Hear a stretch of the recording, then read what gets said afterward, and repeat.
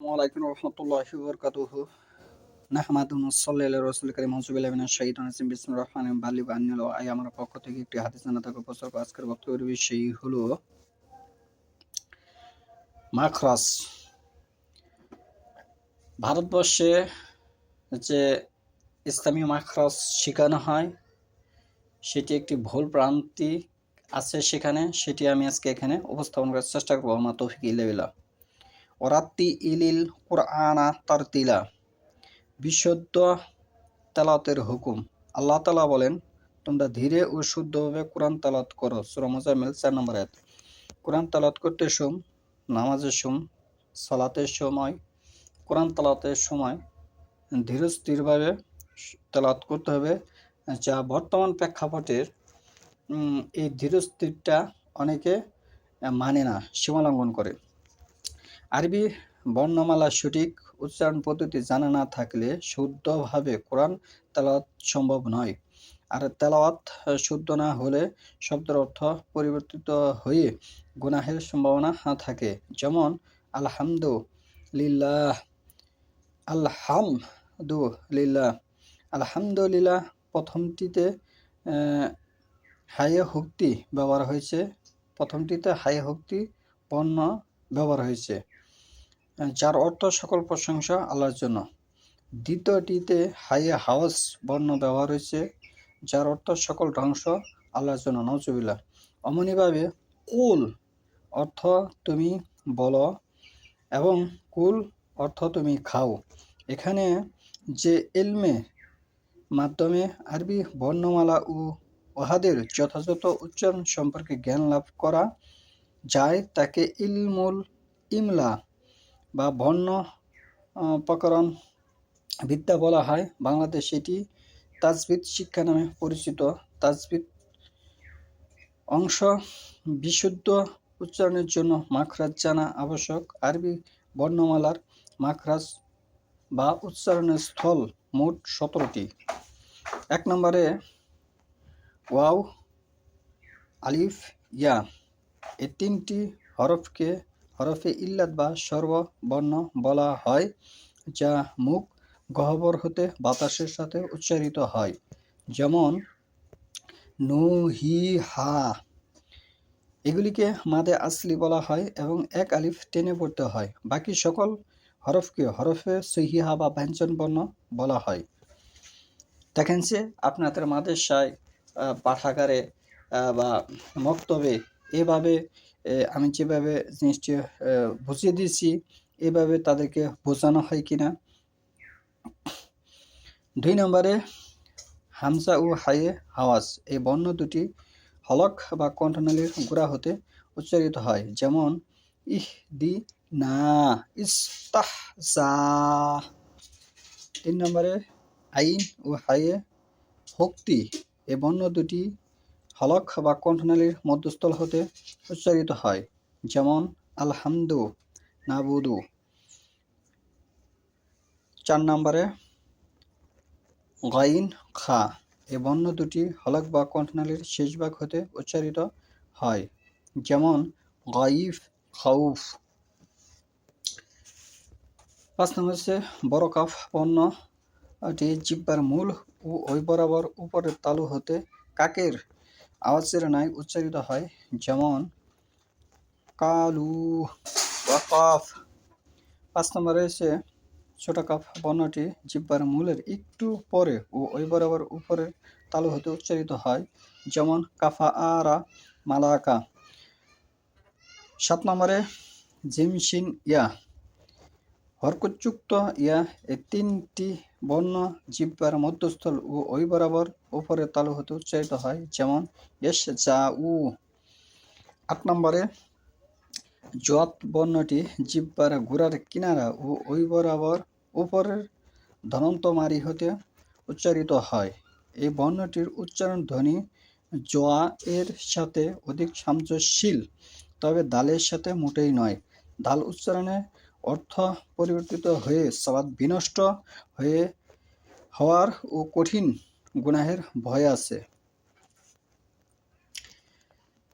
মাওলানা আশরাফ আলী থানভী রচিত কারি হিফজুর রহমান দেওবন্দ জামালুল কোরআন উর্দু থেকে আপনি দেখুন 8 নম্বর মাখরাজ, যেমন ওয়ালা সলিন অর্থ পদভ্রষ্ট গণ, কিন্তু দলিনে উচ্চারণ হয় ওলা দলিন, এর অর্থ হয় পথপ্রদর্শক গণ। এই পথপ্রদর্শকগণ বিষয়টি এটি একটি জটিল বিষয়। পৃথিবীর কোনো নবী রাসূলগণ আল্লাহর কাছে নিজেকে পথপ্রদর্শক বলে উল্লেখ করেনি। আমি এখন আরবি ভাষায় কথা বলতেছি, আমি পথপ্রদর্শক বললে কি বাংলা ভাষায় বলবো, তাহলে সেটি আরবিতে পথপ্রদর্শক যে বিষয়টি আসবে ওলা দল্লিন, আরবিতে বলবো ওলা দল্লিন বলতে হবে। এই যুক্তিটা একমাত্র ইবলিশ আল্লাহর কাছে উপস্থাপন করেছিল যে আমি মানুষকে সেজদা করতে পারি না। 15 নম্বর সূরা 33 নম্বর আয়াত আপনি পড়ে দেখুন, মানুষকে মাটি থেকে সৃষ্টি করা হয়েছে। আর এখানে ওলা দল্লিন যদি কেউ পরে সালাত আদায় করে থাকে তার সালাত বিনষ্ট হবে বলে যে দলিল পেশ করা হয়েছে জামালুল কোরআন থেকে, সেটি আপনি পড়ে দেখুন। এবং এই সোয়াদের পরে হরফ সেটি জ, এটি সহিহ বুখারী থেকে 86 সমস্ত হাদিসের গ্রন্থে এটি প্রমাণ দলিল বহন করে। এখন আপনার কথা যে আমরা তো অনারব, আমরা হয়তো বা বুঝি না, তাহলে এই মক্কার মধ্যে যে আব্দুর রহমান সুদাই সহ যারা ইমামতি করে গেছে তারাও কি ভুল করেছে? আমি বলবো এই সত্যটার বিষয়ে তারা ভুল করেছে, কারণ হাজার বছর ধরে মক্কার মধ্যে যারা ইমামতি করতেছে তারা খারিজি ধর্মের লোক। খারিজি ধর্মের লোক মানে কি আপনি বুঝেন? খারিজি ধর্মের লোক মানে তারা ইসলাম থেকে খারিজ হয়ে গেছে। পৃথিবীর কোনো ব্যক্তি শরীয়ত নয়, একমাত্র আল্লাহ রাসূল সাল্লাল্লাহু আলাইহি ওয়াসাল্লাম শরীয়ত এবং তার সাহাবী শরীয়ত, এটি কোরআন হাদিস দ্বারা স্পষ্ট প্রমাণিত। তাহলে আব্দুর রহমান সুদাই ধরেন কথার কথা, আব্দুর রহমান সুদাই যদি কোরআন হাদিসের বিপক্ষে কোনো কথা বলে, সে যদি দলিল না দিতে পারে সেটি বাতিল হিসেবে গণ্য হবে। এখানে দলিল প্রমাণে গ্রহণ করতে হচ্ছে যে সোয়াদের পরে হলো জোয়াত, এখন সে যদি বলে দোয়াত, সেটা তো আমরা মেনে নিতে পারি না, সেটা সঠিক নয়। 9 নম্বর হচ্ছে লাম বর্ণটি জিহ্বার অগ্রভাগ ও উপরের ধনন্ত তালুতে লাগিয়ে জিহ্ব উচ্চারিত হয় আল্লাহ। 10 নম্বর হচ্ছে নুন বর্ণটি জিহ্বার অগ্রভাগ ও উপরের সমক দাঁতের তালু হতে নাকিসুর উচ্চারিত হয় নূর। 11 নম্বর হচ্ছে রা বর্ণটি জিহ্বার ডগা ও তার পিঠ ওই বরাবর উপরের ধনন্ত তালু হতে উচ্চারিত হয় রাজ। জবরযুক্ত হলে পুর বা মোটা করে এবং জেরযুক্ত হলে বারিক বা পাতলা করে উচ্চারণ করতে হয়, যেমন রাসুল এখানে জবর ব্যবহার হয়েছে, রিজলুন এখানে জের ব্যবহার হয়েছে। 12 নম্বর হচ্ছে তোয়া দাল তা, এই বর্ণ তিনটি জিহ্বার অগ্রভাগ ও ঐবরের উপরে ধনন্ত তালু হতে উচ্চারিত হয়। তোয়ার উচ্চারণ মোটা এবং তার উচ্চারণ পাতলা হয়ে থাকে, যেমন তহরাত্তা। 13 নম্বর হচ্ছে জোয়া জাল সা, বর্ণ তিনটি জিহ্বার ডগা ও উপরের সমক দাঁতের অগ্রভাগ হতে উচ্চারিত হয়, যেমন জাহারু জার উ সাউহবু। 14 নম্বর হচ্ছে সোয়াদ জাসিন, তিনটি বর্ণ জিহ্বার অগ্রভাগ নিচের সমক দাঁতের কিনারা হতে উচ্চারিত হয়, যেমন সাদুরু জাসরু ইওয়াস বিসু। এখানেও আব্দুর রহমান সুদাইস ভুল করে ওয়ার নিচে জের দিলে যে বি হয়, এটি সে ভুল করেছেন। এটি যেমন আপনি এখনই সার্চ দিলে পাবেন, আপনি সূরা 3 তারটা শুনে দেখুন। ওয়ার নিচে জের দিয়ে সে উই পড়েছে, এবং সূরা তাকবীর সে তেলাওয়াত করেছে, সে ওয়ার নিচে জের দিয়ে উই পড়েছে। এবং সূরা গাশিয়া দেখুন, ওয়ার নিচে জের দিয়ে সে উই পড়েছে। সূরা বাকারা দেখুন, ওয়ার নিচে জের হলে সে উই বলতেছে। তাহলে এখানে তার কোরআন পড়াটা একেবারেই ভুল। ওয়ার নিচে জের হলে যে বি হয়, আমরা এটির দলিল নেব সূরা তাকবীর থেকে, কারণ তাকবীর লিখতে উচ্চারণ করতে পড়তে এখানে বোঝা যাচ্ছে আরবিতে ভাষা স্পষ্টভাবে দলিল প্রমাণ বহন করে ওয়ার নিচে জের হলে বি হয়। 15 নম্বরে ফা বর্ণটি নিচের ঠোঁটের মধ্যস্থল ও উপরের সমক দাঁতের অগ্রভাগ মিলিয়ে উচ্চারিত হয়, যেমন ফালাকু ফাজরু।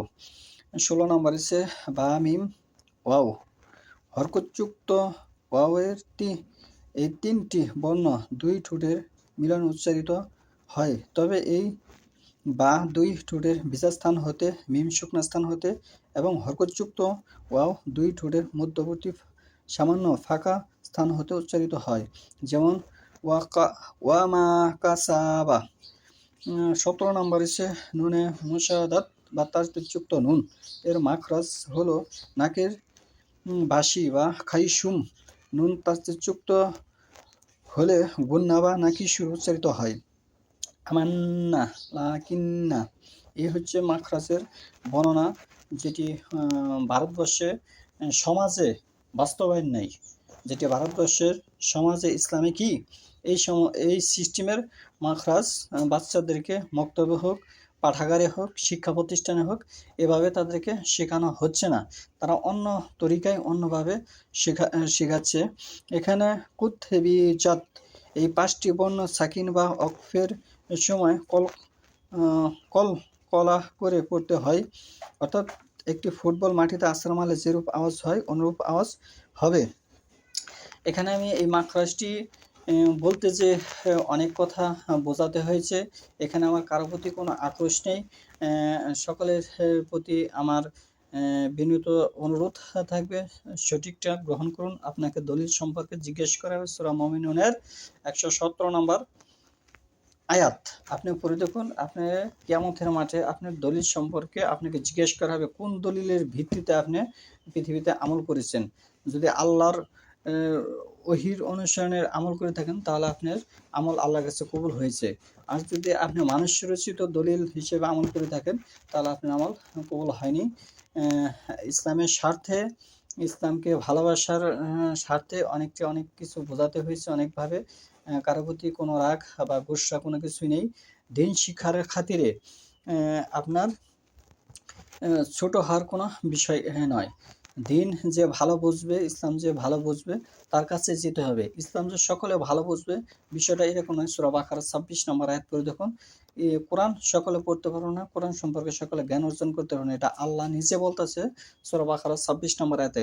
আল্লাহ আরও বলতেছে সূরা বাকারায়, আমি যাকে এই দিনের জন্য পছন্দ করি, তার কে আমি মনোনীত করি, তার বুককে আমি প্রশস্ত করে দেই, সে যেন আলোর দিশারি পেল যে আমার এই কোরআন এবং রাসূলুল্লাহ সাল্লাল্লাহু আলাইহি ওয়াসাল্লামের সুন্নাহ যে বুঝলো।